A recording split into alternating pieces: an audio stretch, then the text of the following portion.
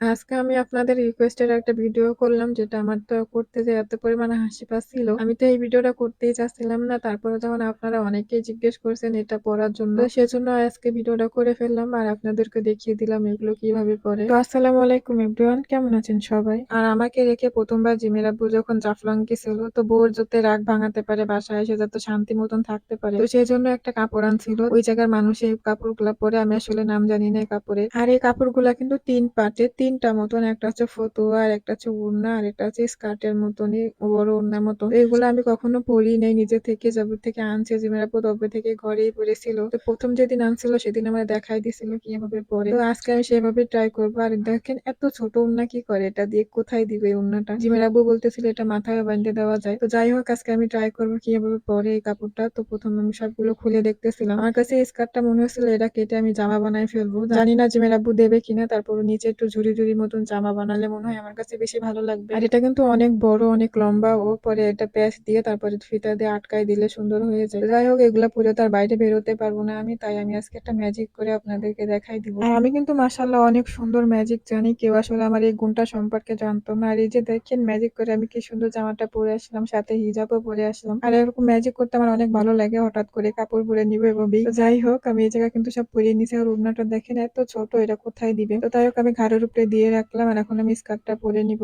স্কার্টটা একবারে বড় ওড়নার মতন, তো এটা আমি পরে নিব। এটা প্যাচ দিয়ে তারপরে ফিতা দিয়ে আটকাই দিলে একবারে হয়ে যায়। কি দরকার ছিল এরকম খোলা রাখার? একবারে সেলাই করে দিলে তো হয়তো। জানি না এরা কিভাবে বানাইছে, আর এগুলো পরেও বা কিভাবে। আর এগুলো পরে কি সুন্দর করে হাঁটা যায়? তো জাফলং তো আর ঘুরতে যেতে পারলাম না। ওই জায়গায় যে পড়লে নাকি আরো বেশি ভালো হতো। তো ওই জায়গা তো যে পড়তে পারলাম না, তাই বাসায় আমি ট্রাই করতেছিলাম। আর দেখেন কত সুন্দর করে পরিয়ে নিছিলাম। আর ফতুয়ারও কিন্তু ২ টা ফিতা ছিল, তো ফিতা দুটো লাগানো লাগবে না। তো আমার যেহেতু হিজাব ছাড়া চলেই না, আর সেজন্য আমি ম্যাচিং করে কালো একটা হিজাবও পরে নিলাম। তো কেমন লাগতেছে আমাকে? আমার কিন্তু সবকিছু পরা হয়ে গেছে। আর তো আমার ভীষণ হাসি পাচ্ছিল এটা পরার পরে। তো ফাইনালি পরে ফেললাম আমি, কেমন লাগতেছে? আর এই ছোট ওড়নাটা নিয়ে তো ভীষণ বিপদে পড়েছি। মাথায় দিব নাকি ঘাড়ের উপরে দিব সেটাই তো ভাবতেছিলাম। আর আমার তো ভীষণ হাসি পাচ্ছিল। আমি ১ম বার এরকম পড়তেছি, আর বাইরেও তো যেতে পারবো না। আমার ভীষণ লজ্জা লাগতেছিল। যাই হোক, আমার তো ভিডিও করে দেওয়ার মানুষ নাই, তাই আমি নিজে নিজে ভিডিও করতেছিলাম একা একাই। কেমন লাগতেছে আমাকে মাথায় দেওয়ার পরে? আর আমি যদি কখনো জাফলং যেতে পারি, সেরকম সুযোগ যদি আল্লাহ আমাকে দেয়, তো এই কাপড়টা অবশ্যই নিয়ে যাবো। আর ওই জায়গায় যেভাবেই পরবো, আর এই জায়গায় যে পরলে তো ওই জায়গার মতনই দেখা দেবে, মনে হবে যে ওই জায়গারই মানুষ আমি। তো যাই হোক, আমি একটু দূরে যে দেখাচ্ছিলাম দেখতে কতটা সুন্দর লাগতেছিল, একেবারে অন্যরকম লাগতেছিল আজকে আমার। আর আমার যে কি সরব লাগতেছিল। তো তারপরে আপনাদের রিকোয়েস্টের ভিডিও করে দিলাম। আজকে আর কেমন লাগছে অবশ্যই কমেন্ট করে জানাবেন। আর আমি পুরোটুক দেখাতে পারতেছিলাম না, তাই তো একটু টুল দিয়ে উঁচা করে দাঁড়াইছিলাম যে এবার পুরোটা দেখা যাচ্ছে নাকি। তারপরে তো দেখা যাচ্ছিল না। তো যাই হোক, আমি এখন সব খুলে ফেলাবো। আমার এখন অনেক কাজ আছে বাসায়। তো আপনাদের জন্য ভিডিওটা করা ছিল, কেমন লাগছে অবশ্যই বলবেন। আর ওড়নাটা এভাবে দিলেই মনে হচ্ছে আমার কাছে বেশি ভালো লাগতেছিল। তারপরে এই পাশেই দিয়ে রাখলাম। তো তারপরে কয়েকটা ছবি তুললাম, ভিডিও করলাম। তো আমার জিম এর সময় ঘুমাইছিল, তো জিমকে নিয়ে তো ভিডিও করতে পারি নাই। পরে আমার ভিডিও শেষ করে দেখে উঠে গেছে। তো খোলার আগ দিয়ে দেখে চোখ ডলতেছে। আর আমাকে দেখে তো ভীষণ ভয় পাচ্ছিল যে আমি হঠাৎ করে ঘুম থেকে উঠে কিভাবে আমাকে দেখতেছিল।